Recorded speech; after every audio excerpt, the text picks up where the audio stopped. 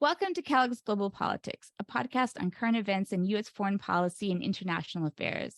My name is Dr. Anita Kellogg, and I'm here with Dr. Don Murphy, an associate professor of national security strategy at the U.S. National War College, who specializes in Chinese foreign policy and domestic politics, U.S.-China relations, and international relations. In her recent book, China's Rise in the Global South, the Middle East, Africa, and Beijing's Alternative World Order, she examines China's relations with the Middle East and Sub-Saharan Africa. I highly recommend you give this one a read. Hello, Dawn. Welcome to the show. Hi, Anita. Thanks for having me. I want to begin by talking about China's recent diplomatic victory by brokering a deal between Saudi Arabia and Iran to resume relations between these two countries. When I was speaking to Jonathan Fulton in a previous interview, he stressed that China knows it cannot supplant the U.S.'s deep security ties in the Middle East. But thinking on this issue more, I wonder if China has greater influence over the behavior of countries in the Middle East by having the capacity to use economic deals as incentives for cooperation. Whereas the states know that regardless of their behavior, the U.S. will not pull back from its security agreements because of its own interests in the region. What do you think of this observation? Does China have more leverage than the U.S.? So, Anita, the first thing I should say is that the views I express on the podcast are my own, and they don't represent the National War College, Department of Defense, or the U.S. government more broadly. And Jonathan Fulton obviously is an amazing scholar looking at these issues. I would actually, the way that I tend to frame it, especially in relation to the more recent events, is that China in some ways is uniquely positioned in that increasingly it is the top economic partner of a number of countries in the region, or all the countries predominantly in the region. But it also has this characteristic of having positive relations with every country in the Middle East and to focus on non-intervention and non-interference. And so essentially it, from a mediator standpoint, it's not offering its own solutions to conflicts in the region, but it has been trying to play the role of mediator for quite a while. So back in 2002, they established a special envoy for trying to contribute to the Middle East peace process. In 2016, they established an envoy for trying to help with resolving the Syrian civil war. So bringing Saudi and Iran together is the latest development in their wanting to be a mediator. But I don't think it's just economic leverage. I think in many ways, they may be seen as a different type of great power compared to the US at this point, because in the region and because outside of its territorial perimeter, China doesn't really have a unilateral military presence at this point. That's such a great observation about China being a different type of actor because it doesn't have those military ties. So that's really helpful. One thing we haven't talked much about on the show is China's Belt and Road Project. I was wondering if you could speak to this by describing what it is, what are the current status of these projects, and what does the future look like, particularly as China reduces its investments abroad? So Belt and Road, for those that are listening, back in 2013, China announced a land belt and a maritime road. Essentially, these two different initiatives that in 2015 was actually branded as Belt and Road. And the way I look at Belt and Road is it's China's articulation of how it wants to interact with the rest of the world. So geographically, originally, it included Asia, Africa, and Europe. And since China considers the Middle East to be West Asia, the Middle East was included in that as well. And over time, it grew to include Latin America, the Arctic, other regions.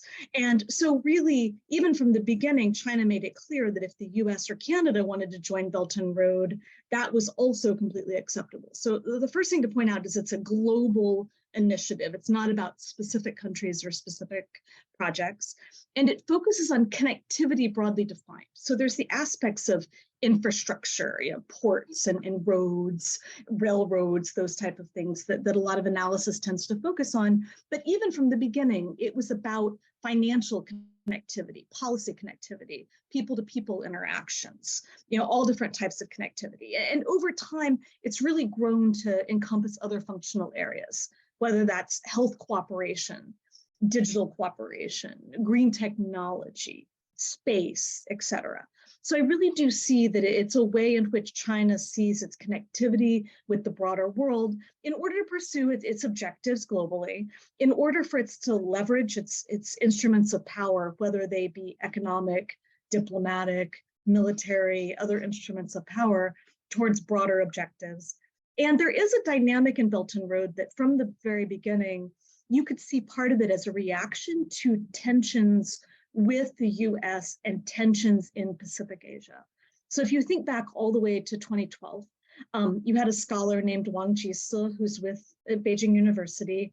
He came out with an article called Go West. And essentially it was arguing that China needed to not only look towards Pacific Asia, but increasingly to look towards Central Asia, to look to its west for connectivity with Europe.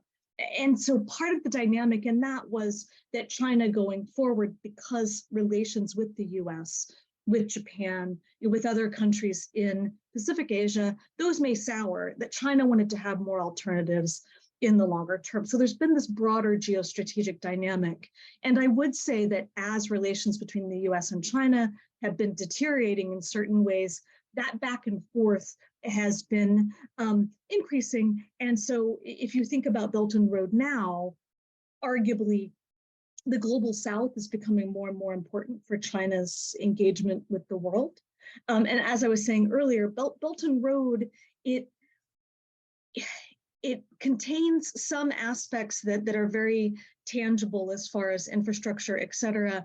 But increasingly, I would say Belt and Road is really an umbrella under which China puts almost all of its foreign policy tools in dealing with much of the world under. And if you think about the Global Development Initiative, the Global Security Initiative, and other foreign policy efforts that China's been engaged with recently, I think those are more tied to Belt and Road and China increasingly articulating its vision of itself in the international system broadly defined.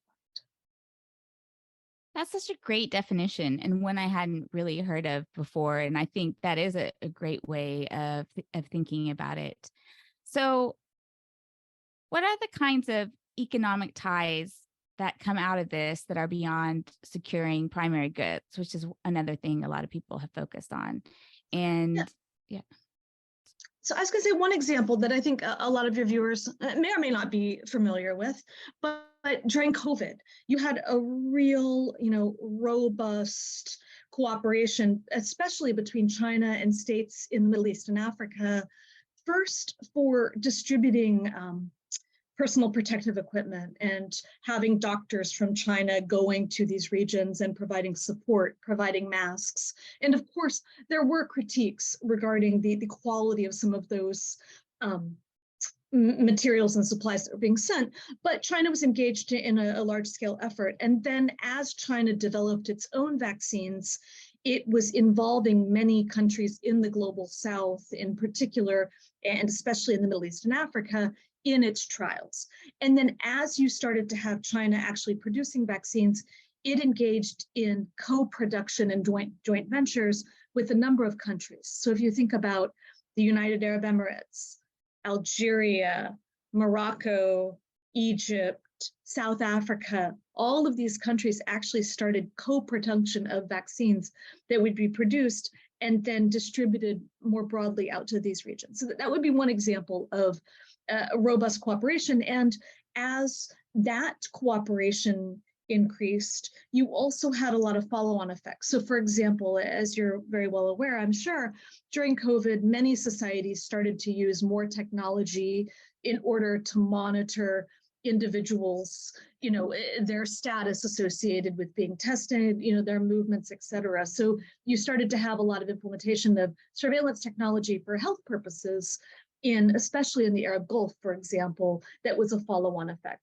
And you also have a situation where, because some of these linkages have been made in the health arena, the same companies, for example, G42 in the United Arab Emirates, is now engaged in more and more biomedical research with China, et cetera. So that would be one area. Another would be in green technology. And this is something that predating Belt and Road.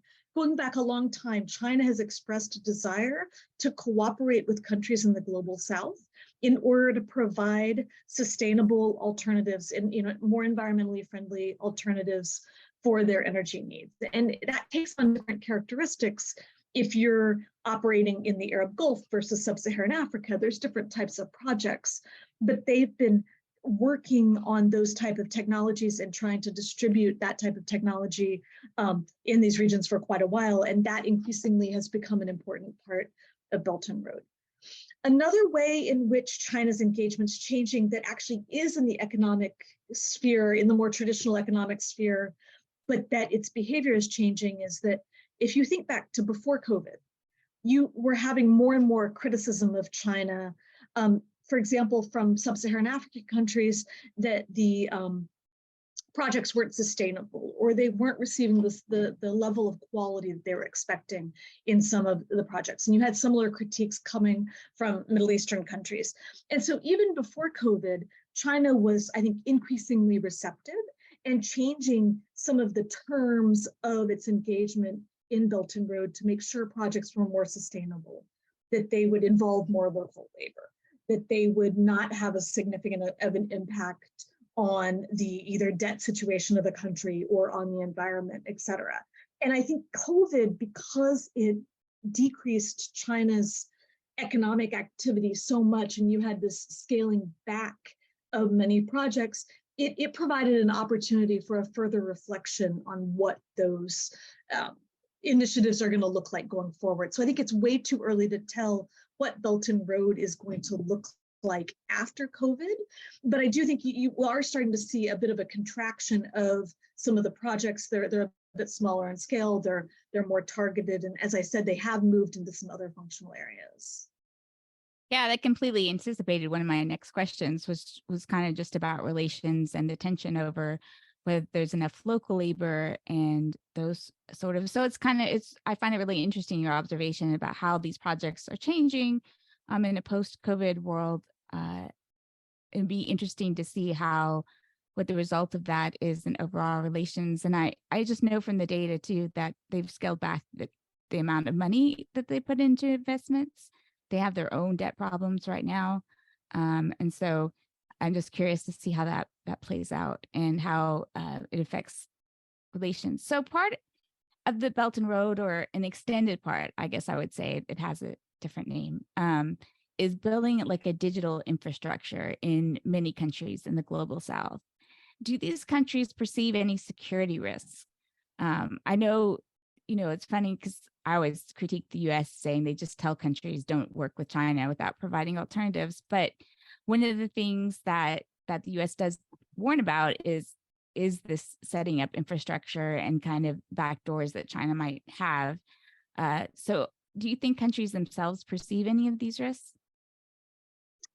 So before I address that question, I want to go a little bit back to the last comments that you made just quickly on the amount of money, because I spoke about the slowing economy, which is an important piece. But even going back to 2016, China was putting in place capital controls that meant that its foreign direct investment globally decreased dramatically, right? And that had an impact on Belt and Road and was a significant, I'd say, scaling back that we probably won't see those levels again. On the digital infrastructure piece, I think it's an interesting topic in that it ties in to much broader threat perceptions. And you've already mentioned this at a certain level. So the regions that I look at in the Middle East and Africa, in many ways, China is not seen as the same type of threat that the US sees, right? There's not that same dynamic.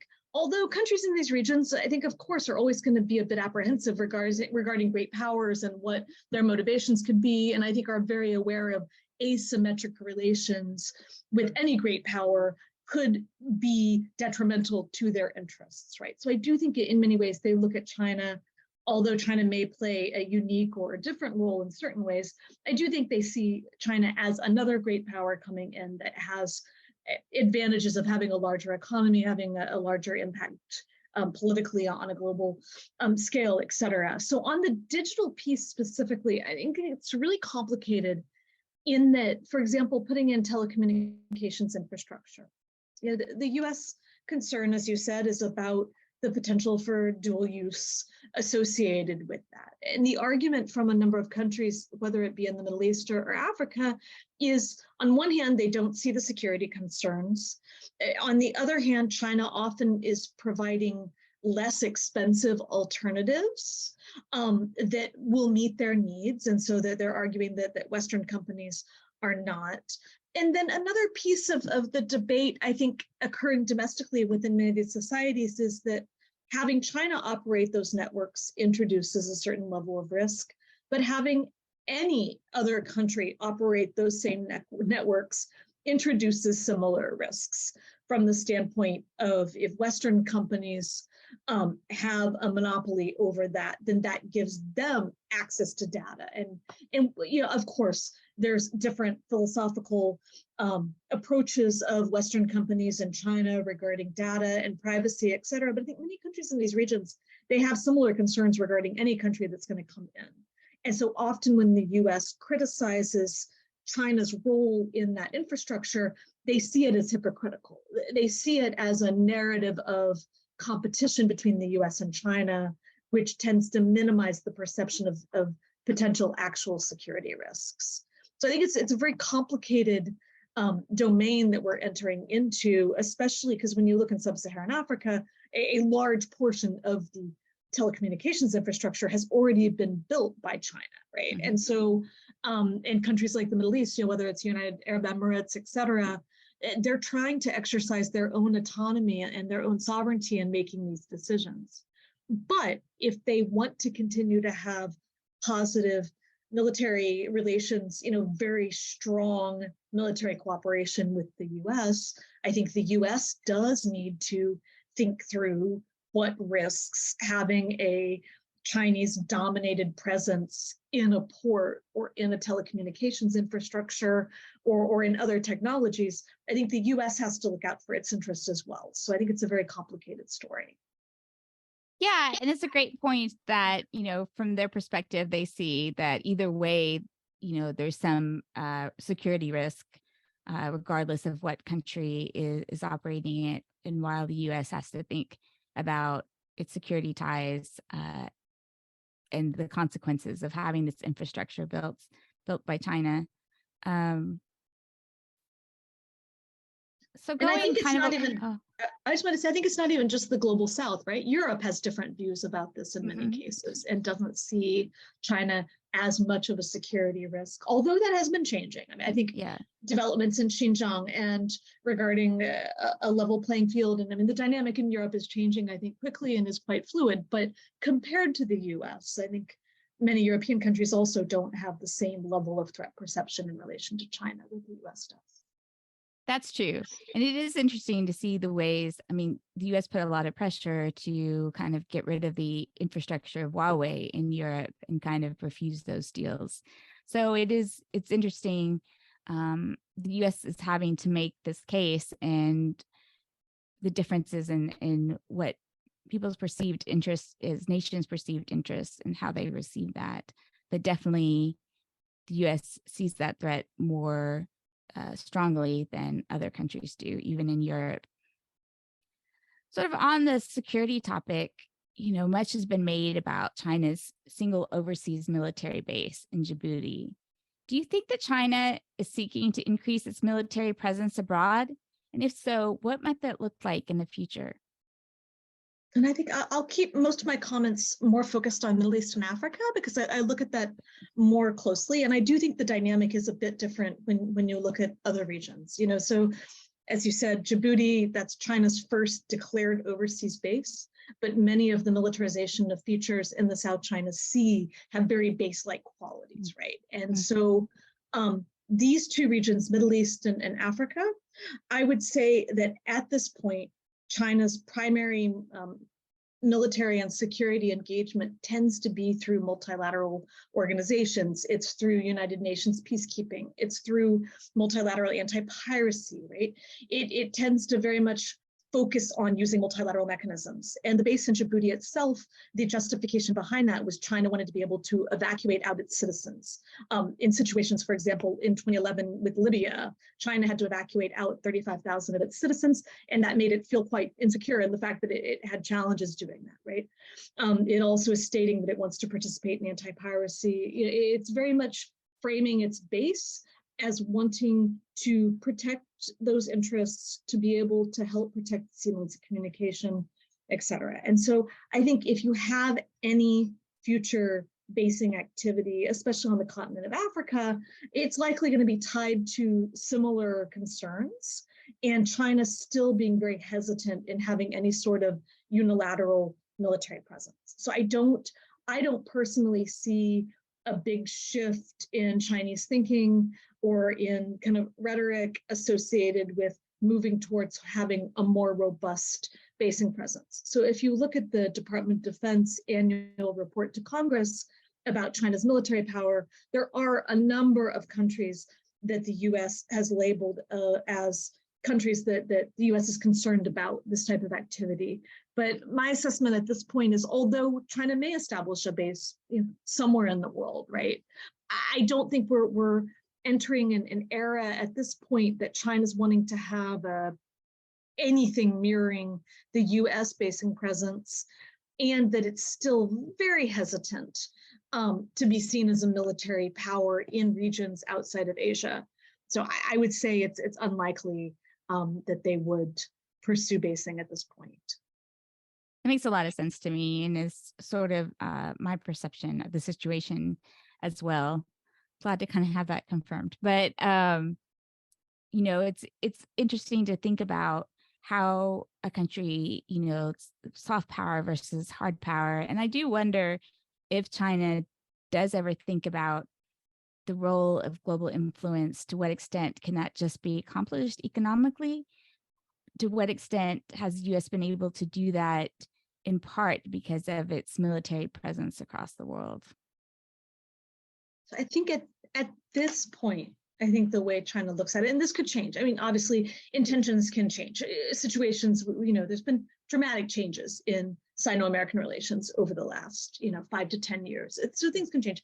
But at this point, I think China very much sees that having military alliances, playing the type of security guarantor role that the US does, taking sides in conflicts and regions. I think at this point, China very much sees that as potentially exposing itself to risk of Chinese businesses being targeted, of China, being targeted. And part of what I think of in this realm, I don't look at Afghanistan closely in my own research, but back in December, there was an incident where you had a Chinese-owned hotel, which was very visibly Chinese, and you had a lot of Chinese business people, workers, et cetera, staying at that hotel. And ISIS actually targeted that hotel. And the reason they claimed that they did was that China had too cozy of relations with the Taliban. Right. So this, I think, is an example of the type of dynamic that they don't want to have in countries in the region, and they've been very hesitant. And so, to your point, can China continue to grow as a great power and have influence without the military component? I think it is possible from the standpoint that increasingly in Middle East and Africa, they are the predominant economic partner when you look at trade, for example. They're a growing investment partner, and politically they have a lot of sway. And at the beginning of the podcast, you brought up the issue of the Iran-Saudi deal. I think this is probably a perfect illustration in some ways of China playing a more predominant role and attempting to be a bit more of a peacemaker, but using their own approach of still focusing on sovereignty, of leveraging their close partnerships with every country in the Middle East. And I didn't say this earlier, but China has strategic partnerships with every single major country in the Middle East minus Israel, right? So for them to have positive relations with Iran, Saudi, UAE, Turkey, and they have very good relations with Israel as well, right? And they have this ability, I think, to bring parties to the table And as I said, they've expressed an interest in doing this in the Middle East. They've set up special envoys in Africa as well. So I think it's too early to tell the ways in which China can have global influence without a military component. But I can say from my own interviewing in the region, in the Middle East, I was over in the fall. And I don't think, at least the countries that I'm looking at right now, Saudi Arabia, the United Arab Emirates, I don't think that they believe that China is going to step in and play the same role as the US. They don't expect that China is going to provide security guarantees. I think they do view China differently in that way, which is part of why in an ideal world, they want to maintain the security relations with the US while expanding their economic and political relations with China. So I think many countries in Middle East and Africa, they don't want to pick sides. And increasingly, they're feeling as though they're being forced to on various issues. But I think ideally, they want to have multiple partners and to be able to leverage their relations with one in order to get a better deal or better relations with the other. Yeah, that's something definitely Ryan and I have talked about on this show, this fact that they don't want to choose sides and that they can find sometimes more autonomy in being able to have choices between those sides. Talked about China's, neutrality by not having, military presence. And I was just very fascinated by the Saudi Arabia and Iran deal and their unique ability to be able to broker it, because having such good relations with both, which is, something a little bit unusual, since especially from a US perspective, which is, sees Iran as such a security threat, and the differences there. But sort of one thing that China has not been completely neutral about, and that's, on Russia. So you have about 100 countries that have refused to take sides between the West and Russia since the invasion of Ukraine. Does China's strategic alliance with Russia hurt, help, or neutral to its goal to promote its ability to speak for the global South on issues common to developing nations? I think in some ways it's too early to tell, but it's a very complicated story, because a lot of China's legitimacy is tied with its promotion of sovereignty as a fundamental norm in its relations with the global South and with the rest of the world. And obviously, Russia's aggression towards and invasion of Ukraine flies in the face of that sovereignty. And countries in the global South, for the most part, understand that there's a real contradiction there between those norms. That said, I think part of why it hasn't deteriorated China's relations with some countries in the global South more, and it really does vary by region and by country, but a number of countries in the global South either have very positive relations with Russia, right? And do not, for whatever reason that they themselves as a country choose to continue to have positive relations with Russia, their view is aligned with China in certain ways, in that regardless of what China was doing, they would continue to have positive relations with Russia. So that could be Saudi Arabia, that could be the United Arab Emirates, that could be Egypt, right? South Africa. There's a number of countries that continue to have very positive relations with Russia.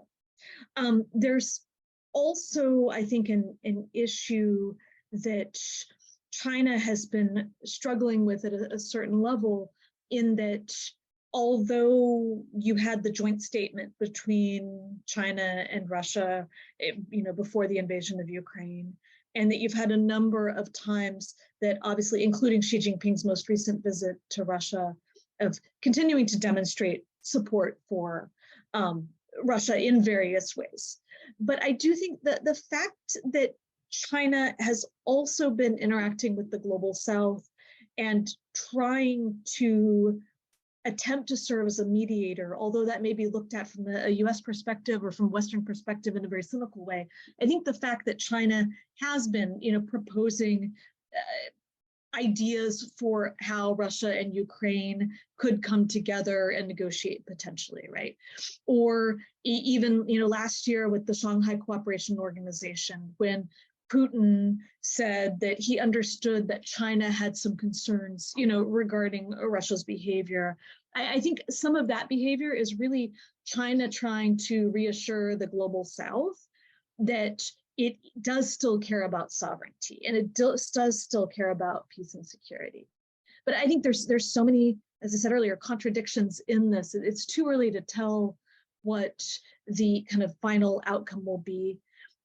Partially because I think Russian narratives regarding its stance on this may have some traction in parts of the global South, so that you don't have as much blowback against Russia, which means you also don't have the blowback against China. Mm-hmm. But again, I think it's too early to tell. But you brought up, if you look at UN General Assembly voting, often it is countries in the global South that are voting in the way that you described. And I often ask myself, how much of this is them voting because they're getting pressure from Russia or China or someone else? And how much of it is how they always would have voted in relation to sanctions, in relation to intervention in the internal affairs of a country, right? And I have not looked at that data, but I do think when you look at, in a very broad way, at it, there are countries in the global South that consistently have been against sanctions. They've been against, right? And so this, when you see what appears to be supportive behavior, to me, I'm not always sure, are they supportive of Russia? Or are they concerned regarding those same tools being used against them in the longer term? Yeah, definitely. And so, and I do think, part of what complicates a lot of this also, I think, is this blurring of analogies in, for example, with the US invasion of Iraq in 2003, right? I, as a scholar and as an American, I can very confidently say that that is a very different situation, Russia's behavior versus, US behavior. It's a very complicated discussion we can have for many, many days, right? But I think that a lot of the narrative in the global South, coming from Russia in particular, is trying to make those equivalent in a certain way, and trying to, point out what Russia sees as US hypocrisy, or Western hypocrisy regarding some of these issues. And I worry that has quite a bit of traction in parts of the global South for a number of reasons. In many cases, just because many countries in these regions have a deep distrust due to a post-colonial environment that they find themselves in and their own experience with great powers in the past. Yeah, I found that too when I've been reading on the issue, that there is this reference to Iraq and the hypocrisy there, even though we know how different the situation is in the US not trying to annex territory, but it certainly is understandable, that perspective, or you can see why that argument has some traction because of the invasion itself. But I kind of want to pick up on what you were saying there, in that on one hand, you have China saying, I'm a developing country too, and so I can use my influence to speak on behalf of developing countries. But at the same time, because of its economic power, it's also can be seen as, another global power acting, according to its own interests. To what extent do you see that tension in the global South? And do they see more China as speaking for their interests as a developing country, or do they see China more as another major power that offers, certain opportunities that they can take advantage of, but is still, acting according to its own interests? I think the honest answer is both, from the standpoint that, for viewers that aren't as familiar with this, going all the way back to the Mao era, China has, really portrayed itself as a leader of the third world, as a leader of the developing world, increasingly as a leader of the global South, having a real focus on South-South cooperation and on shared interests. And I think in many countries throughout the global South, that is seen in a very genuine way, right? That either, and again, it depends country by country, right? And what China's engagement was over time. But I think often China's expression that it sees itself as a developing country, even though it has cities in China that have per capita incomes that are on par increasingly with countries that are more Western and that are more. So I think there's that tension there that many countries actually find that China is making a very genuine argument that although many of its cities have a per person income that is approaching Western countries and is approaching more developed countries, that many parts of China still are quite poor and that China struggles with a lot of the same challenges that countries in the global South do. And so I think on one hand, China is seen as genuine, especially when it is providing large amounts of foreign aid in the health sector, in education, providing lots of scholarships to countries in the global South.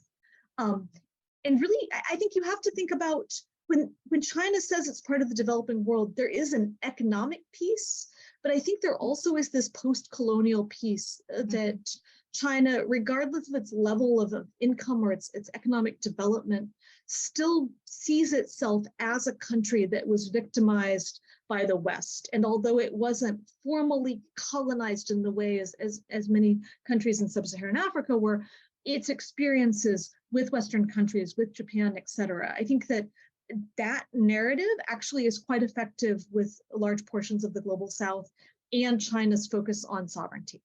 But the flip side of that is you are starting to have tensions increasingly, because although that may be China's identity at a certain level, because of its economic heft and its power, it's seen more as a great power and one that is different from them. And so whether that be in arguments over fisheries or illegal fishing, or on various issues in the World Trade Organization or around environmental concerns, China often will find itself advocating for the global South, but then also having interests that can be detrimental to countries in the global South at the same time. So I think both is, at this point, both can be true, and both of those phenomenon exist at the same time. Yeah, I think that's really important. And so I just wanted to pick up on that a little bit and talking about, this kind of post-colonial China coming in as a very different kind of power, because it doesn't have that history. It can speak more as sort of a victim of that, for sure. But it also now is the holder of a lot of debt. And some of these countries have been having a difficult time in paying down that debt. Pressure from the international community to forgive a lot of this debt in the poorest countries, most recently to prevent a financial crisis in Ghana. How do you think this affects relations now that they are having more trouble paying this off? Do they start to look at China more like the other creditors that they have, like Western creditors or like the IMF, or is that view not really changing or not very important? I think this is another issue where in some ways it's still too early to tell. And the way I think about this is in a broader historical perspective. So going back before COVID, going back before Belt and Road, that China does have a very long history of delaying payments or canceling and forgiving loans altogether for the least developed countries, right? Not all the time, but I mean, it definitely had a pattern that for the most part, it was receptive to changing loan terms. It was canceling debt. And you even, at the height of COVID, you had a lot of pressure from sub-Saharan African countries for China to forgive and cancel some loans, and China did that. But so it's got a pattern of doing that over time. I think what's different now is the magnitude of lending that China has engaged in, right? Together with inflation and this kind of ballooning and becoming a real crisis quickly for these countries. And so to me, in a lot of ways, it's too early to tell what China's longer term behavior is going to be. And part of why I say this is a lot of the posturing by the Ministry of Foreign Affairs and by the Chinese government is emphasizing that China's debt to many, in relation to many of these countries, is only a small percentage, right? It varies by country. It might be that they hold 7% of the debt or 18% or 20%. But China's trying to make this point that there's these other creditors out there that also need to take a haircut, which is, changing the terms of those loans. And so I don't know at this point how much it is that China's using this as a negotiating point so that it doesn't have to bear the burden of changing its loan terms while these other organizations are, or is it going to play hardball and really stick with this? And I do think, as you said, there increasingly is a concern among many countries, that are holding this debt, that China may be becoming much stricter about it. But I think for the most part, countries are also waiting and seeing, and they are negotiating with China behind the scenes. And so again, I'm not sure how much of it's posturing versus how much of it is a real change in course, and whether it's a philosophical change in course, or one of the arguments that's being made is that China, because of the level of lending now, and I don't know the exact percentage, but I've seen something recently that said about 5% of China's GDP is locked up in these various loans, that ultimately it could start to cause threats to China's own economic system and own financial system, right? Mm-hmm. And that could result in some of this hesitancy. But it is, I do think that in some ways China is involved in this game of chicken with the Western countries and with other lenders and the larger multilateral organizations on an issue that is deeply disturbing to many countries that are sitting there worrying about what these defaults and what these economic impacts could mean for their countries in the longer term. Yeah, and I think that's an important point, as these debts are held by many different, both China and the IMF and other Western countries, and the coordination, and sometimes to some extent how hard that coordination is with relations with China these days. You talked about green energy too, and that's definitely the same thing that the West wants to promote in the global South as well. But in an area that many people have pointed out would be a good point for cooperation between the US and China, and just the tensions have prevented it from doing that. I want to end with, you've talked about in your book in many places about China building an alternative world order. And you hear this all the time in the West about, we must preserve the current world order. I'm wondering how you see what China's alternative world order is. So I think there's a number of elements, but one of the largest ones that I deal with in the book is, for example, constructing cooperation forums. So the first thing I should say, and again, in the book, it gets into a lot of detail. You got to look at each specific foreign policy tool, and is it in alignment with the liberal order, or is it not, and et cetera. But at a high level, a lot of this order that China's building is happening through cooperation forums. So just as an example, in the Middle East, they have the China Arab States Cooperation Forum, which includes all Middle Eastern countries. It's the primary multilateral mechanism that they use to interact with the League of Arab States. It covers all these functional areas that we've been talking about earlier in the discussion, basically any type of interaction you could have behind two states. The norms underlying that are the 5 principles of peaceful coexistence, which is a very strict interpretation of Westphalian sovereignty focused on non-intervention and non-interference. And on the economic side, there is a heavier level of state involvement in economic interactions, right? And there's a lot of more complexity to that. But if you look at that, they've set up a cooperation forum with the Arab states in 2004. They established one with Africa, the entire continent, in 2000. They have one for Central Asia, Russia, now that includes India, Pakistan, Iran, as well as a number of other countries in the Arab Gulf as observers, which is the Shanghai Cooperation Organization. That's existed since 2001. You have these same cooperation forums with the Latin American, Caribbean countries, with Eastern Europe, right, et cetera. So when you look globally, they've established these organizations that in some ways have norms underlying them that are very similar to the liberal order, but that if the liberal order as defined by the current institutions of a post-World War II system, whether that be the United Nations, the World Trade Organization, the World Bank, et cetera, right? If those institutions either go away or if China's excluded from them, they've already built these institutions. And as I said, cooperation forums is one example. They're also pursuing free trade agreements and strategic partnerships and many other foreign policy tools. So the way I look at this alternate order is China built most of this to really be a complement to the current order as it exists. But it does have this kind of plan B quality that it could take the place, not of the broader global order, but it could take the place of that order in China's relations with these particular regions. If the broader liberal order, contracts and it potentially doesn't include China. And so that's really what I get at in the book.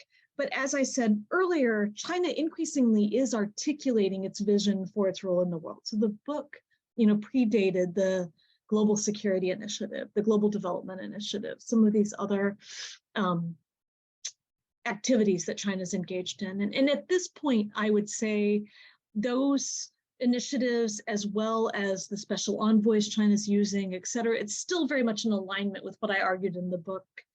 I don't think you see a Chinese attempt to overthrow or displace the current order in any fundamental way. But things are very fluid between the US and China right now, and between China and the West. And I do think we increasingly are getting to a point where you could have a full rupturing of relations between the US and China, or between China and Western countries more broadly. So these alternate organizations are becoming much more important.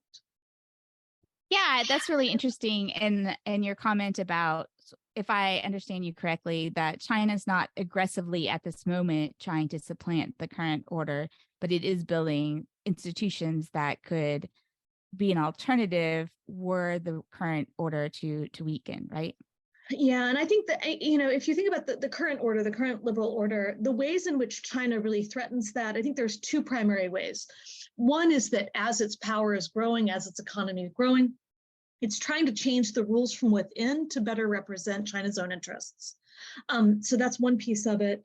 But also, because they have such a deep discomfort with the political elements of the order, that you've got the situation where, in many ways, the economic parts of the order, they have very strong buy-in and they're trying to shape from the inside, but they benefit greatly from the economic piece. Mm-hmm. But on the political side, they've got a lot less comfort on promotion of democracy, human rights, the political liberal aspects. And so I do wonder, going forward, as you have this power that's rising, how long can the liberal order really survive if it's more of an emphasis on the economic side and not the political side? And so I think that can be threatening to the order if it ends up that a lot of the political aspects are not going to be as enforced as strongly as they had in the past.